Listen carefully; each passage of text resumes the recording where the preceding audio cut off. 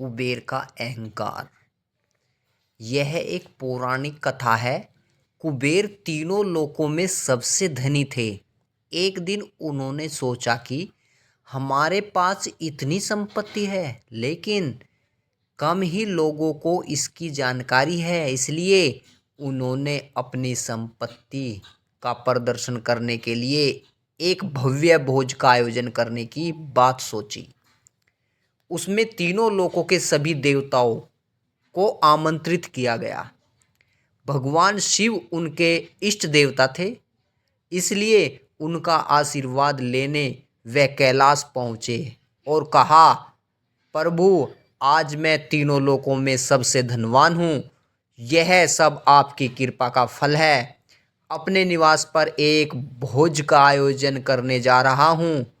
कृपा आप परिवार सहित भोज में पधारने की कृपा करें।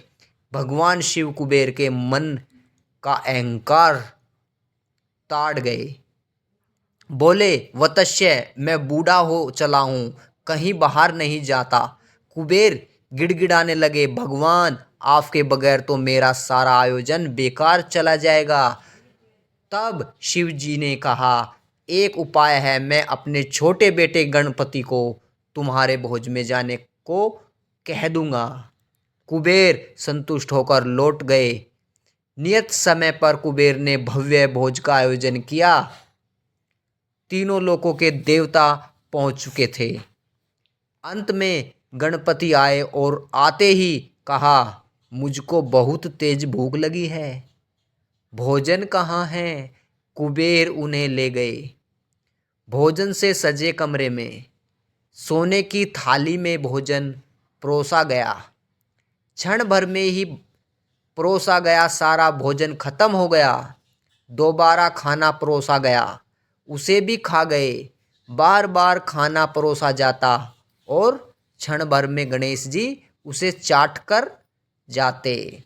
थोड़ी ही देर में हजारों लोगों के लिए बना भोजन खत्म हो गया, लेकिन गणपति का पेट नहीं भरा।